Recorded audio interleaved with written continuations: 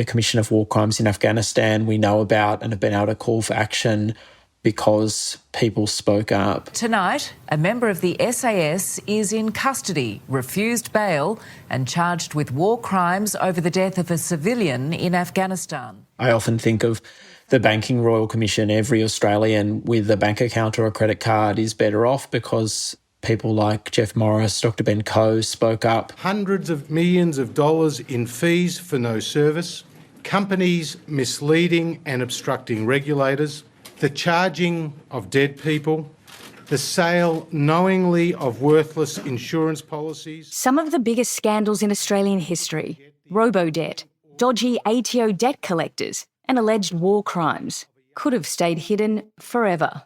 So many of the injustices we know about and have been able to call for action and justice on have only come to light because courageous Australians spoke up. But the lives of those Australians are too often left in ruins because of weak whistleblower protection laws.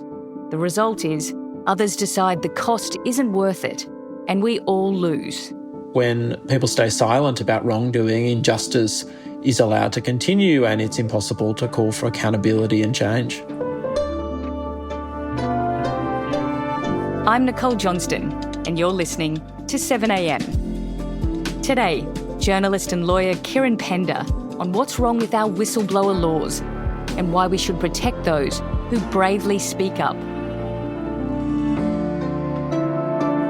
It's Friday, February 27.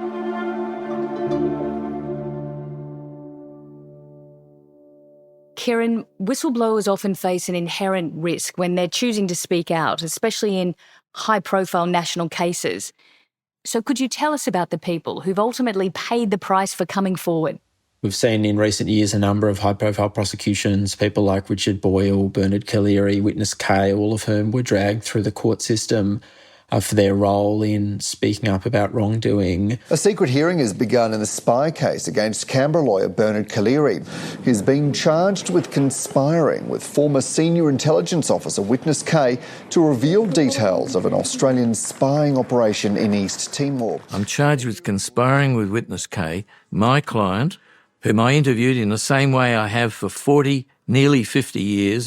So it means I've conspired with every client I've ever had. Right now there's a whistleblower, David McBride, who remains in prison. You've been in jail now for nearly 6 months. How's it been? It's been hard. I'm not going to say it hasn't been hard. I think the important point, though, is that they are the tip of the iceberg. They are, of course, the most visible examples of injustices faced by whistleblowers. But there are many other people who, when they speak up at work about wrongdoing, suffer retaliation, whether that's sort of just being mistreated at work or losing their job or finding it impossible to get work elsewhere in their industry, to facing legal threats, facing lawsuits, and then, in the ultimate case, facing prosecution. So you helped launch Australia's first dedicated whistleblower legal service in 2023. What was that moment where you thought, we have to do this? Australia was once a world leader in laws to protect whistleblowers, but really fell behind the rest of the world in failing to turn those paper rights into practical protections. And we think a big cause for that was the absence of specialist legal support. If whistleblowers can't get access to specialised pro bono legal support, those rights don't really work. Already, since we launched, we've been contacted by over 600 whistleblowers. We've advised over 200 people seeking our help, and we've represented over 50 clients on an ongoing basis. But I think the message we're seeing from our client base is that anyone could become a whistleblower. Any person could go to work tomorrow and see something wrong and speak up. And hopefully that would all go well. But unfortunately, the experience we know from the research and from our own client experience is that too many people suffer when they speak up, and that's why it's so important that people can access the support and dedicated legal expertise they need. You said you've had 600 people come to you, but you're only working on about 50 cases. Is that because some people go through the process of wanting to expose something, but in the end, they decide that the personal cost is too great? Certainly that does happen. Now, we are a small, predominantly philanthropically funded charity. We can't help everyone. We don't have the resources to help everyone. And so there's still, notwithstanding our best efforts, an access to justice gap. But it's certainly the case that people say to us they are scared of speaking up. The high-profile prosecutions and lawsuits against whistleblowers have had a chilling effect. Better laws, better culture, better support should mean that Australians can speak up about wrongdoing and know they'll be heard and know that action will be taken. Now, there are laws that are meant to protect whistleblowers from being punished for exposing misconduct at work. So why is it that you think they're failing, and what needs to change? It's not just us that think those laws are not working. The government has accepted that federal public sector whistleblowing laws aren't working. The Albanese government is committed to restoring trust and integrity to government, and an effective public sector whistleblowing framework is essential to achieving this, including... There's currently a review into federal private sector whistleblowing laws as well. At a state and territory level, we've got a real patchwork. At a federal level, as I mentioned, we've not only got the main two laws for public servants and for the private sector, we've also got 9 different federal whistleblowing laws. Some people are covered by none, some people are covered by several of those, and all of them are different and all of them are inconsistent. So it's a bit of a legal minefield, but we know that those laws need to change, and the government has admitted as much. We've been calling for some time now for the establishment of a federal whistleblower protection authority to try and fill that gap, to try and give people the support they need to oversee and enforce these laws. But we haven't seen the robust and courageous law reform that we need. Coming up, the scandals and cover-ups Australia should know about but doesn't.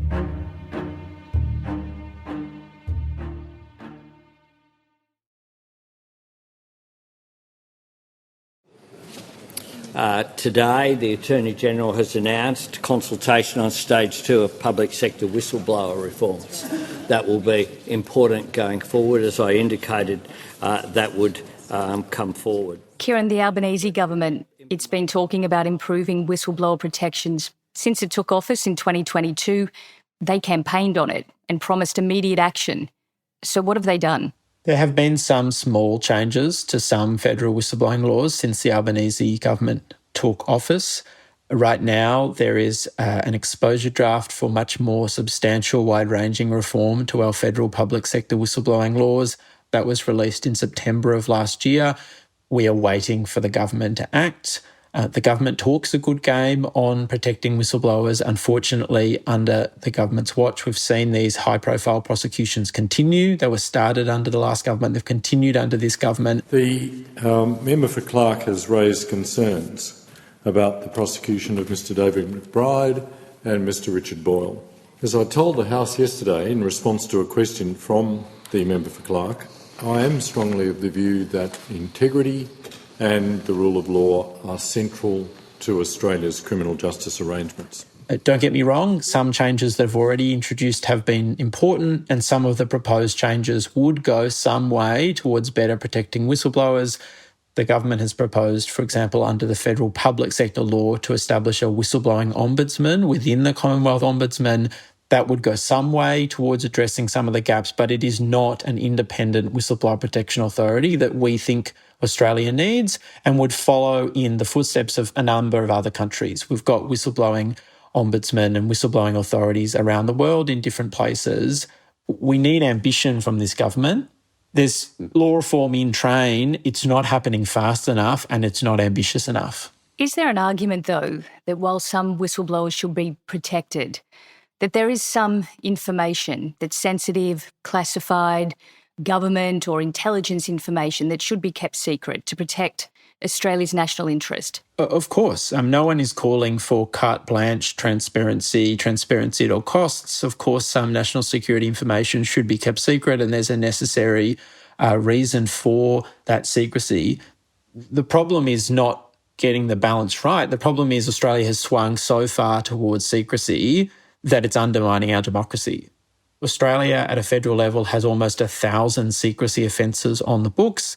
Again, the government has accepted that's too many. The government has accepted there's major problems with that. And in relation to national security whistleblowing, there are some complex issues there, and where you draw the line, reasonable minds may differ. But at the moment, those lines are drawn in such a way that it's impossible for national security whistleblowers to speak up. Kieran, do you have any sense of how many scandals or cover-ups or injustices you think are going on in this country right now, hidden away, because people who may want to blow the whistle have seen what's happened to people like David McBride, who, as we know, is currently serving 5 years in jail, and they're too scared to come forward? Yes. There are many things that would shock your listeners that are currently not coming into the public domain.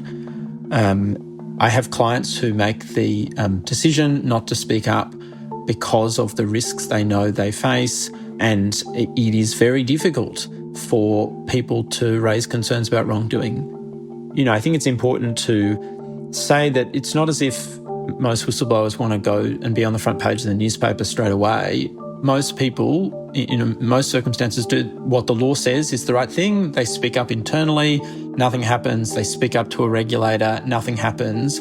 Typically, the public whistleblowing, which is obviously the most prominent, is the last resort.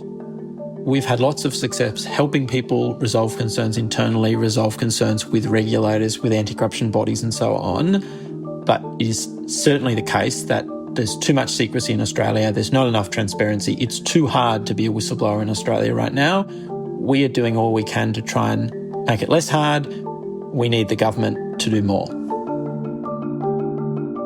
Kieran, thanks so much for speaking with us. Appreciate it.